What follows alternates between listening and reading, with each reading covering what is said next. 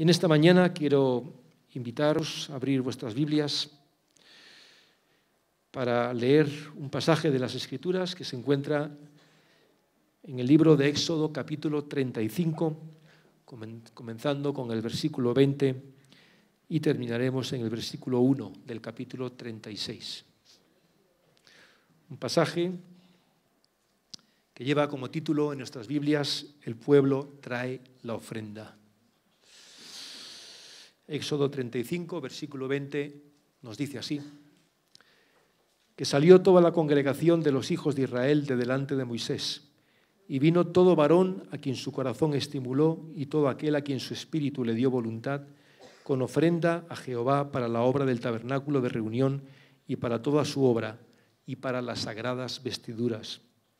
Vinieron así hombres como mujeres, todos los voluntarios de corazón, y trajeron cadenas y zarcillos, anillos y brazaletes y toda clase de joyas de oro, y todos presentaban ofrenda de oro al Señor. Todo hombre que tenía azul, púrpura, carmesí, lino fino, pelo de cabras, pieles de carneros teñidas de rojo o pieles de tejones, lo traía. Todo el que ofrecía ofrenda de plata y de bronce traía a Yahvé la ofrenda, y todo el que tenía madera de acacia la traía para toda la obra del servicio. Además, todas las mujeres sabias de corazón hilaban con sus manos y traían lo que habían hilado: azul, púrpura, carmesí o lino fino. Y todas las mujeres cuyo corazón las impulsó en sabiduría hilaron pelo de cabra. Los príncipes trajeron piedras de ónice y las piedras de los engastes para el efod y el pectoral, y las especias aromáticas y el aceite para el alumbrado y para el aceite de la unción y para el incienso aromático. De los hijos de Israel, así hombres como mujeres, todos los que tuvieron corazón voluntario para traer para toda la obra que el Señor había mandado por medio de Moisés, que hicieron, trajeron ofrenda voluntaria al Señor. Y dijo Moisés a los hijos de Israel: mirad, Jehová ha nombrado a Bezaleel, hijo de Uri, hijo de Ur, de la tribu de Judá, y lo ha llenado del Espíritu de Dios, en sabiduría, en inteligencia, en ciencia y en todo arte, para proyectar diseños, para trabajar en oro, en plata y en bronce, y en la talla de piedras de engaste, y en obra de madera, para trabajar en toda labor ingeniosa. Y ha puesto en su corazón el que pueda enseñar, así él como Ahilab, hijo de Ahisamac, de la tribu de Dan, y los ha llenado de sabiduría de corazón, para que hagan toda obra de arte y de invención, y de bordado en azul, en púrpura, en carmesí, en lino fino y en telar, para que hagan toda labor e inventen todo diseño. Así pues, Bezaleel y Aholiab y todo hombre sabio de corazón, a quien Jehová dio sabiduría e inteligencia para saber hacer toda la obra del servicio del santuario, harán todas las cosas que ha mandado el Señor. Hasta aquí la lectura de la palabra de Dios. Vamos a orar una vez más. Señor, en esta mañana estamos gozosos en tu presencia, pudiendo participar de este culto. Gracias por todos aquellos hermanos que han podido llegar desde diferentes lugares. También pensamos en aquellos que hoy no pueden estar con nosotros por razones diferentes, pero gracias por todos los que han llegado en este día. Y juntos te estamos ofreciendo nuestra adoración y nos disponemos también a escuchar el mensaje de la palabra, que te ruego, Señor, que cada palabra pronunciada en esta mañana pueda ser apropiada, útil, dirigida por ti, sabia en mis labios y para edificación de tu iglesia. Señor, tú nos prometes que tu palabra nunca vuelve vacía y por lo tanto en esta mañana que la palabra ha de ser predicada una vez más, no solamente en este lugar, sino en toda iglesia que hoy se reúne para celebrar su fe en Jesucristo. Que esa palabra haga la buena obra para la cual es enviada y todos seamos interpelados, seamos enfrentados a esa realidad y podamos, Señor, crecer en conocimiento, en gracia, en sabiduría por medio de ella. En el nombre de Cristo Jesús. Amén. Recientemente estaba volviendo a visualizar una de las películas quizás más famosas de la historia del cine, Los 10 Mandamientos, la versión de Charlton Heston, ¿no? Esta película que uno se sienta, sabe cuándo empieza y termina bastante tiempo después. Una gran película, sin duda alguna, Es decir, que con los medios con los que se hizo fue una gran puesta en escena de uno de los acontecimientos más importantes en la historia del pueblo de Israel. Curiosamente, esa película y otras que se han hecho después no recoge uno de los momentos más importantes en la historia de este pueblo en peregrinación hacia la tierra de Canaán. Y hablo de la construcción del tabernáculo de reunión. El tabernáculo. Los que llevamos mucho tiempo en la iglesia desde niños nos han enseñado cómo el tabernáculo comenzó a construirse, cómo cada una de las piezas y los lugares tenían su posición. Todo tenía que ver con el plan que Dios había dado a Moisés. Bueno, pues es verdad que esta película y otras pues omiten algo tan importante como esto en la historia del pueblo de Israel. El relato de la construcción del tabernáculo se encuentra en los capítulos 36 al 39 del libro de Éxodo. Y aunque ya lo hayas leído, os invito a hacer una lectura, una vez más, de este pasaje, porque ahí hay ciertos detalles que cuando nos fijamos en ellos, vemos que tienen un propósito que va más allá de lo que era la propia construcción del tabernáculo. El tabernáculo fue construido cuando el pueblo peregrinaba por el desierto y se dirigía hacia la tierra de Canaán en ese periodo que duró aproximadamente 40 años. Es el tabernáculo que construyeron a los pies del monte Sinaí, también conocido como monte Horeb, un lugar que simbolizaba la presencia de Dios en medio de su pueblo. Y cuando leemos el relato del libro de Éxodo, hay algo muy interesante, ¿verdad? ¿Dónde se apareció Dios a Moisés? ¿Dónde? Podéis decirlo, O sea, ¿dónde tuvo Moisés su encuentro con Dios? En el monte Horeb, en el monte Sinaí. Ese era el lugar, dentro de la cosmovisión de los antiguos, donde Dios moraba, donde Dios se manifestaba en medio de truenos, relámpagos, de la niebla, de todo aquel gran estruendo que el pueblo podía contemplar y escuchar de lejos. Pero cuando el pueblo se situó en las faldas del monte Sinaí, allí en la llanura, nos dice la palabra de Dios que la presencia de Dios descendió sobre el tabernáculo en forma de una nube. Dios ya no era inaccesible. Dios ya no vivía alejado en medio del fragor, de la tormenta, de los rayos, de los truenos. Dios vivía en medio de su pueblo. Y lo que ocurrió con el tabernáculo fue preludio de lo que Dios iba a hacer mucho tiempo después.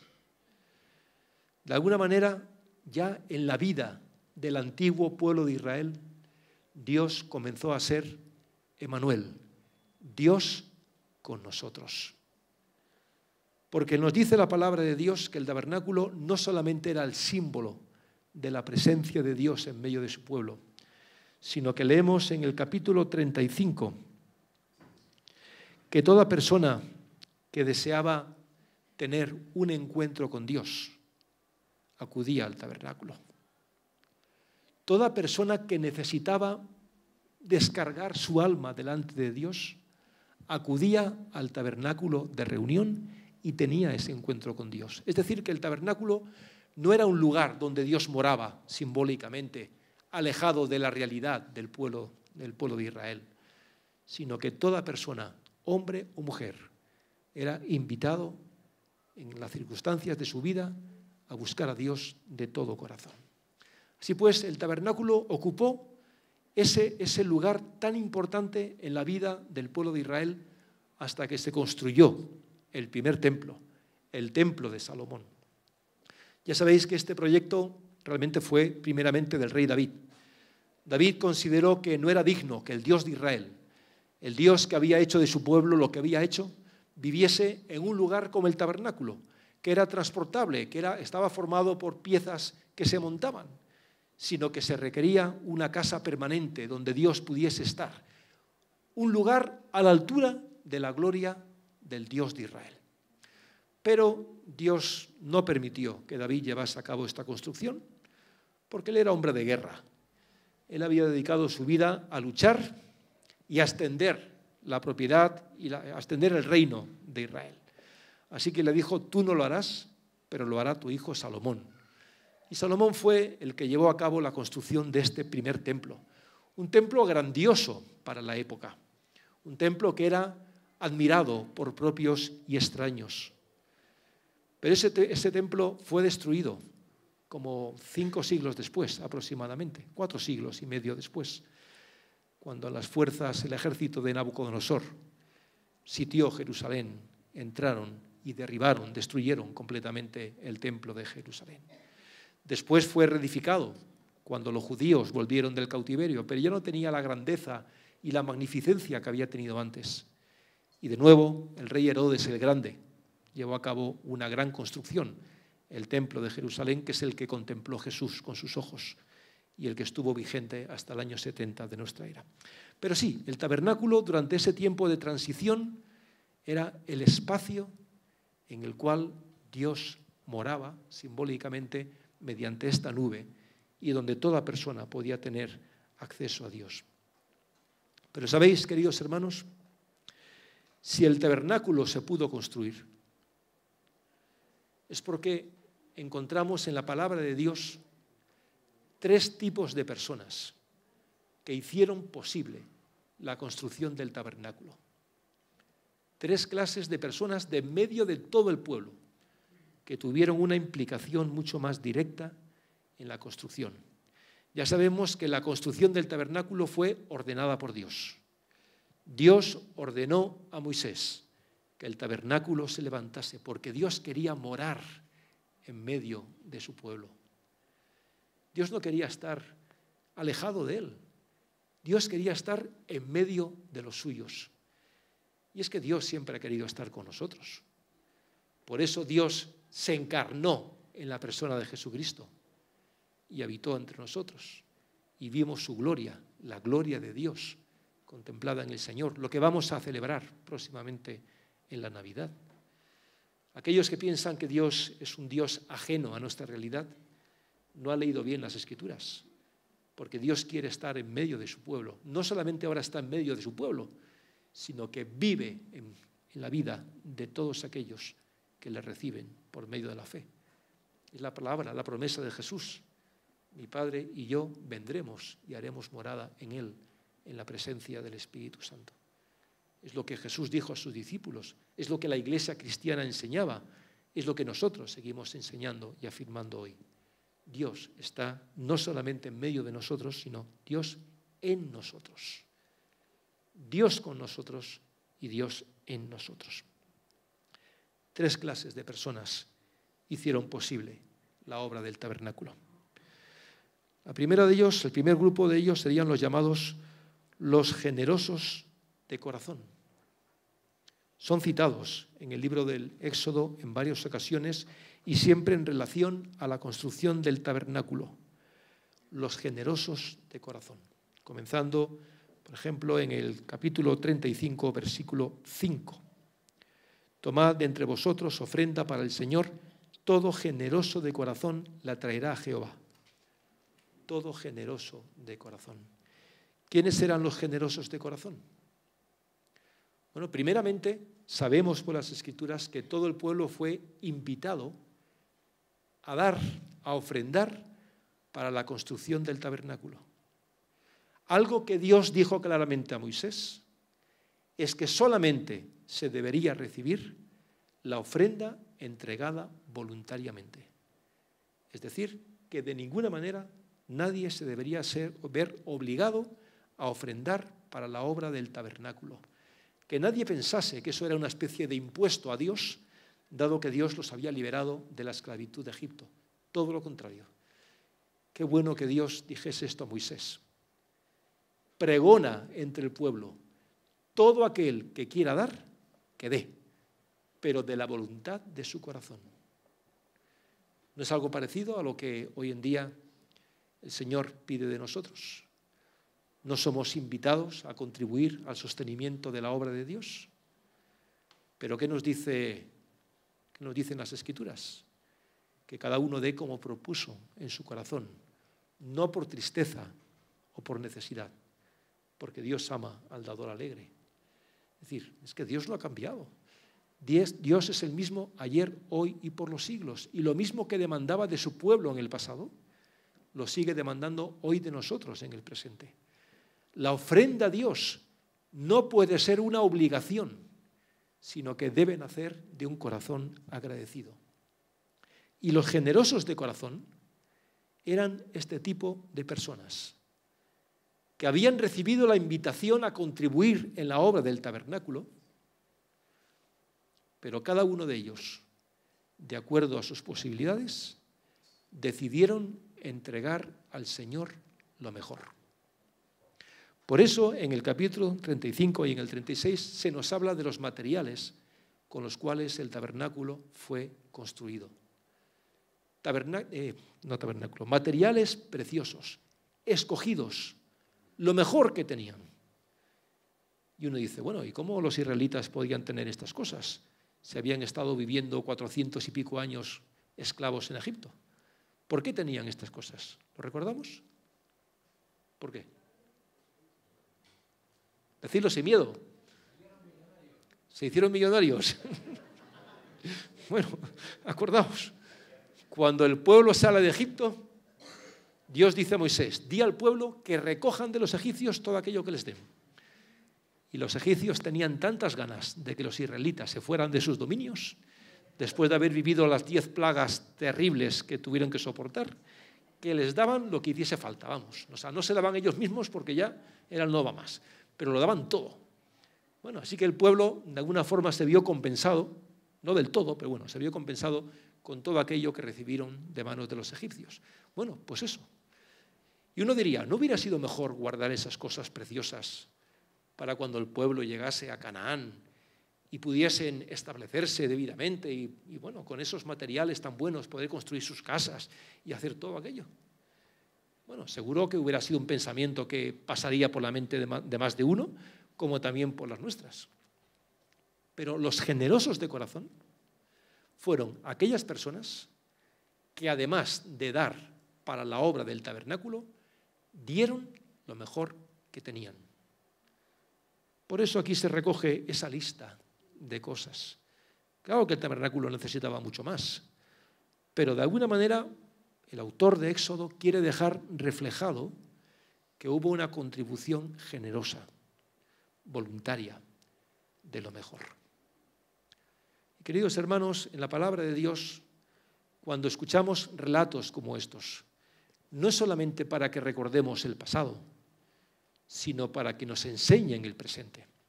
Porque toda la Escritura es inspirada por Dios y la enseñanza de la antigüedad también tiene relevancia para el presente. Y esto tiene mucho que ver con nuestra contribución a la obra del Señor, la contribución que hacemos en la Iglesia. Hay varios principios que aquí podemos destacar. Primeramente, que la ofrenda nunca puede ser una obligación, sino que tiene que nacer de la voluntad de nuestro corazón. Pero que Dios merece lo mejor. No las obras de lo que tenemos, sino lo mejor. ¿Y cuántas veces hemos escuchado acerca de la ofrenda de la viuda, verdad? El Señor no valoró tanto la cantidad que entregaba en el lugar de las ofrendas, sino el hecho de que esa mujer estaba dando a Dios no solamente lo mejor, sino todo lo que tenía. Y esa es la actitud que nos tiene que presidir a nosotros cuando entregamos nuestra ofrenda a Dios. Porque si la ofrenda se convierte en una especie de obligación o en una especie de cuota, porque soy miembro de una iglesia, o cosas semejantes, hemos perdido la perspectiva. La ofrenda es un acto de adoración a Dios. Y aquellos generosos de corazón dieron lo que dieron porque querían honrar al Señor. Se dice de ellos que tenían un corazón estimulado. ¿Qué quiere decir eso, que tenían un corazón estimulado? Que les habían puesto ahí el electrobomba y les habían puesto las pilas. No, o sea, nada de eso. Ni tomaban nada ni nada. No. O sea, un corazón estimulado quiere decir que el proyecto de la construcción del tabernáculo les había cautivado. Que entendieron ese proyecto como suyo. Ese era también su proyecto. Por eso estaban estimulados, porque estaban agradecidos, porque Dios, su Dios, los había liberado de la esclavitud. Tenían motivos para hacer lo que estaban haciendo. Por eso se nos dice, sí, tenían un corazón estimulado. ¿Y nosotros? ¿Tenemos nuestros corazones estimulados cuando ofrecemos nuestra ofrenda al Señor? ¿Lo hacemos con esa alegría de la cual se nos habla en el Nuevo Testamento? O sea, ¿cuál es el estímulo que nos lleva a entregar nuestra ofrenda al Señor? Lo que vemos en aquellas personas del pasado es que había gratitud, había reconocimiento de que Dios es el que es y que merece lo mejor, y quisieron darle, por lo tanto, todo ello. Pero no solamente que su corazón estaba estimulado, sino que se nos dice que tenían voluntad de dar, querían dar. Fue tan grande la respuesta del pueblo y especialmente de estos generosos de corazón que hubo que pregonar en el campamento. Se nos dice en Éxodo 36, versículo 6, que ningún hombre ni mujer haga más para la ofrenda del santuario.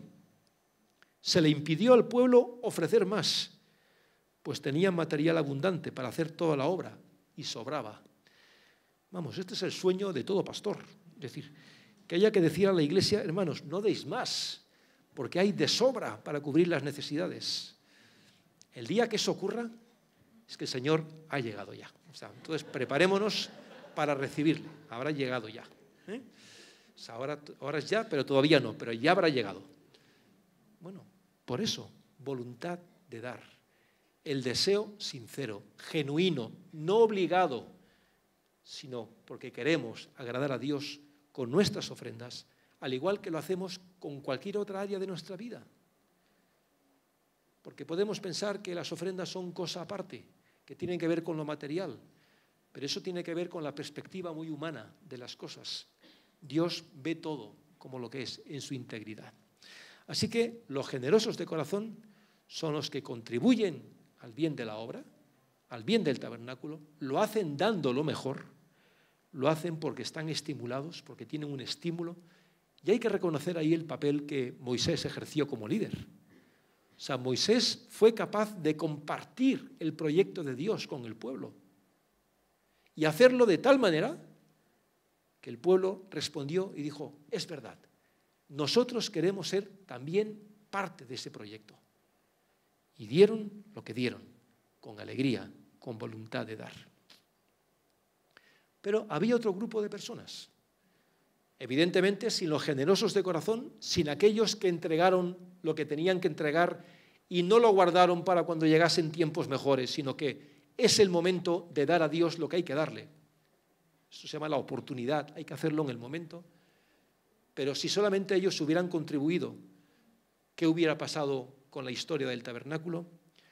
Nos encontramos que también estaban los voluntarios de corazón. Se mencionan varias veces en Éxodo 35 al 39. Los voluntarios de corazón. ¿Quiénes eran los voluntarios de corazón? Eran aquellos que no solamente entregaron sus ofrendas para el tabernáculo y sin duda generosamente, sino que ofrecieron más que eso. Ofrecieron su talento, ofrecieron su tiempo para construir el tabernáculo. Porque claro que es muy bonito todo ese proyecto que Dios le dice a Moisés, bueno, el tabernáculo será así, será ya, estupendo. ¡Hala! Tenemos los materiales, pero ahora ¿quién lo construye? Moisés se va a poner a construirlo. O sea, ¿quién construye esa obra? Bueno, los voluntarios de corazón. Incluso los primeros voluntarios fueron mujeres. En el Antiguo Testamento no se menciona con demasiada frecuencia a las mujeres. Sí, hay figuras destacadas que están ahí, pero siempre las mujeres ocupan una posición muy discreta en todo lo que tiene que ver con la historia del pueblo de Israel. En este caso no, porque hemos leído que había mujeres que eran muy sabias de corazón, que además de traer su ofrenda, hilaban con sus manos y daban forma a ese proyecto.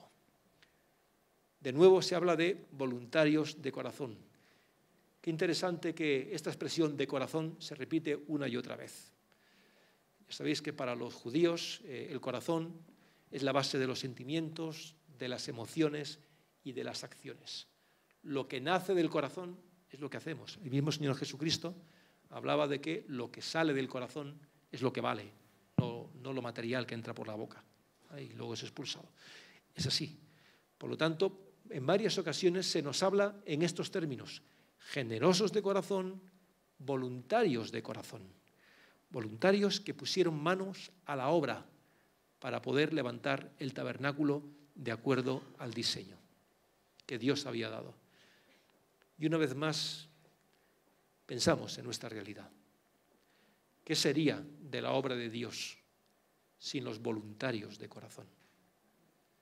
Aquellos que entregan al Señor de su tiempo, de sus talentos, de su vida, para hacer posible, para materializar el proyecto de Dios. ¿No es esta la realidad de nuestra Iglesia? ¿Por qué la Iglesia puede hacer el ministerio que está haciendo? Porque hay muchos voluntarios y voluntarias de corazón, personas dispuestas a renunciar a otras cosas para dar al Señor lo mejor también de su tiempo y hacer posible los proyectos en los cuales como Iglesia nos hemos embarcado.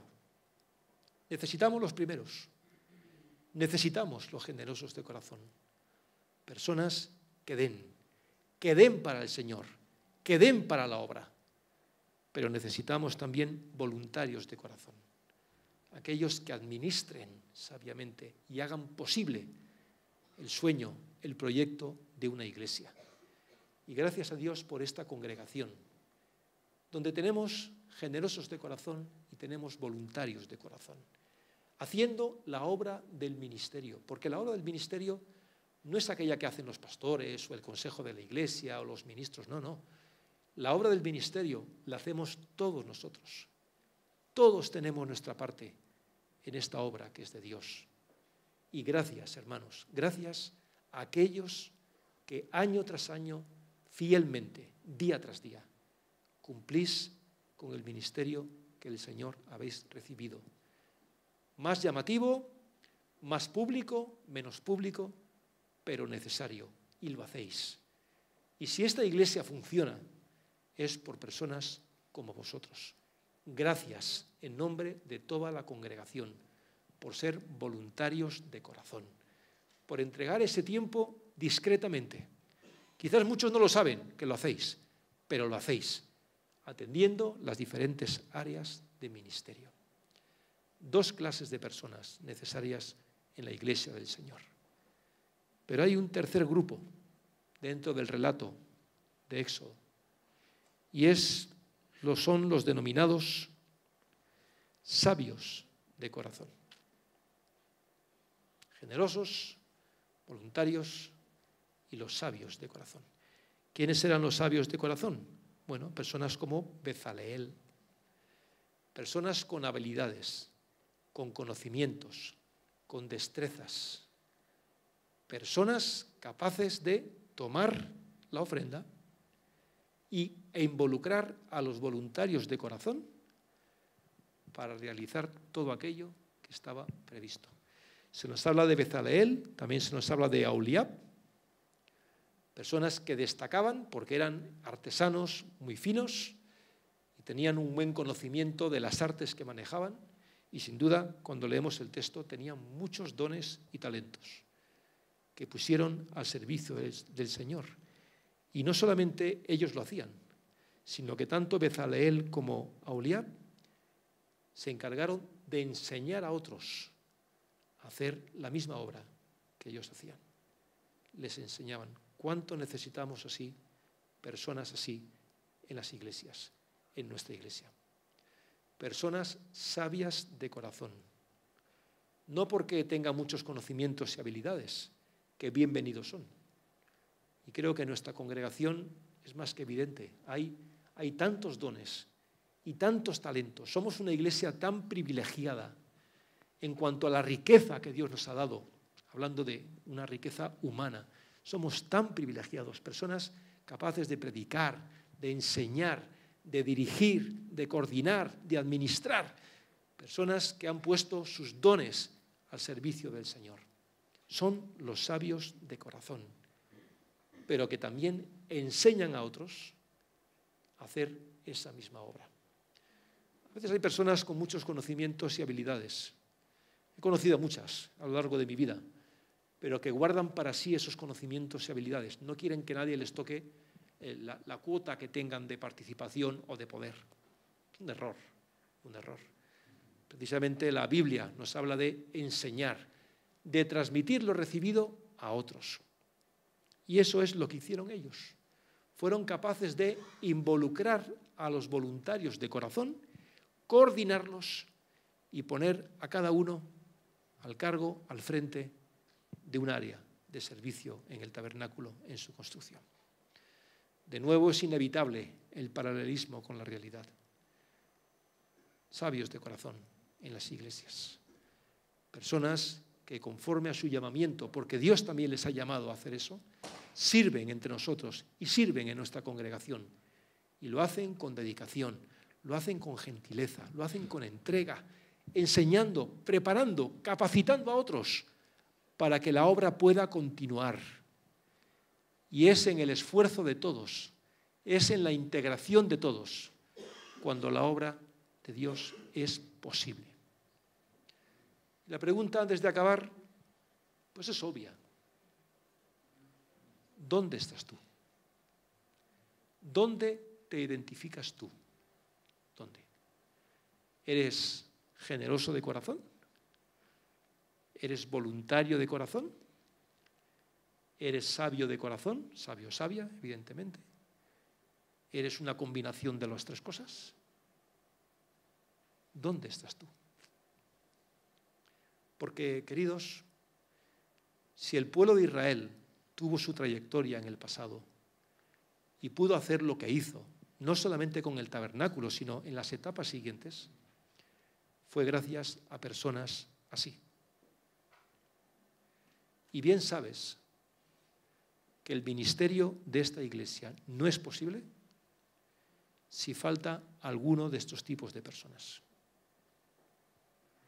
Y nuestra congregación hoy, nuestra iglesia hoy, necesita personas que ofrenden con generosidad de corazón, porque hay muchas necesidades que tenemos que cubrir y es nuestra responsabilidad. Pero nadie del liderazgo de esta iglesia te va a exigir algo que tiene que nacer en tu corazón, que ofrendes como Dios puso en tu corazón, como propusiste hacerlo, y lo hagas así, como lo hicieron aquellos, con un corazón estimulado y con voluntad de dar. Si no, no lo hagas, no lo hagas. Porque mirad, ese mismo pueblo de Israel, cuando llegó allí a Canaán y se estableció y prosperó y se convirtió en un estado y una nación incluso temible para otros, fue perdiendo su motivación, fue perdiendo su razón de ser. Por eso Malaquías tiene que decirles en nombre de Dios: estoy cansado de vuestras ofrendas, estoy cansado de ellas, no me traigáis más vana ofrenda. Porque Dios no mira tanto la cantidad, sino la calidad. Y la actitud con la cual entregamos a Dios no solamente nuestras ofrendas, sino todo lo que somos, nuestro tiempo, nuestros dones, nuestros talentos, nuestra sabiduría. Y hay lugar para todos en esta obra que es del Señor. Hay lugar para todos en esta iglesia y necesitamos los generosos de corazón, los voluntarios de corazón y los sabios de corazón. Los necesitamos y Dios os necesita, nos necesita. Y estamos terminando un año de grandes desafíos, de tensiones, y estamos a punto de comenzar otro año. ¿Cuál va a ser tu lugar? Claro que en Israel hubo muchos que contemplaron cómo otros ofrendaban y trabajaban y servían. Claro, siempre habrá espectadores, siempre. Y en el pueblo de Dios hoy, pues pasa lo mismo. Siempre están los que hacen y los que contemplan.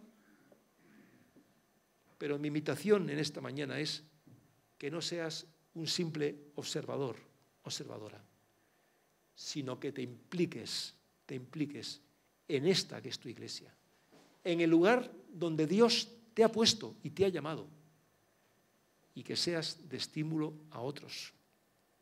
Que seamos todos responsables en nuestras ofrendas y en nuestros diezmos, pero que también ofrezcamos al Señor, como aquellos voluntarios de corazón, ofrezcamos nuestro tiempo, nuestras habilidades para construir este tabernáculo, esta obra del Señor.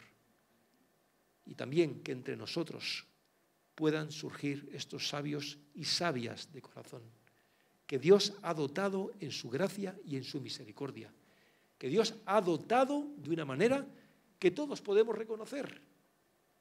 No guardes para ti esos 10 talentos, no los guardes, sino que ponlos al servicio del Señor y de tu iglesia. Enseña, coordina, transmite, capacita a otros para que la obra del ministerio pueda continuar. Es una reflexión a medida que el año está llegando a su fin. Pero el relato que he compartido con vosotros es inspirador y debemos aprender de ello. Sí, los israelitas cometieron muchos errores y nosotros también. Pero estas 3 clases de personas hicieron posible que el pueblo de Israel, un pueblo que había sido esclavo, que no tenía conciencia de nada, llegase a ser lo que fue. Y yo quiero ser como ese pueblo. Yo quiero ser una persona dentro de estos grupos. Yo quiero y le pido al Señor que sea así, que no guarde para mí lo que me ha dado, sino que lo comparta y lo comparta con responsabilidad, pero sobre todo con gozo y con gratitud. Queridos hermanos, adelante como iglesia. Seguimos avanzando hacia la meta. Seguimos caminando. También nosotros estamos en peregrinación. No estamos aquí de forma permanente y estable, sino que caminamos hacia la patria celestial.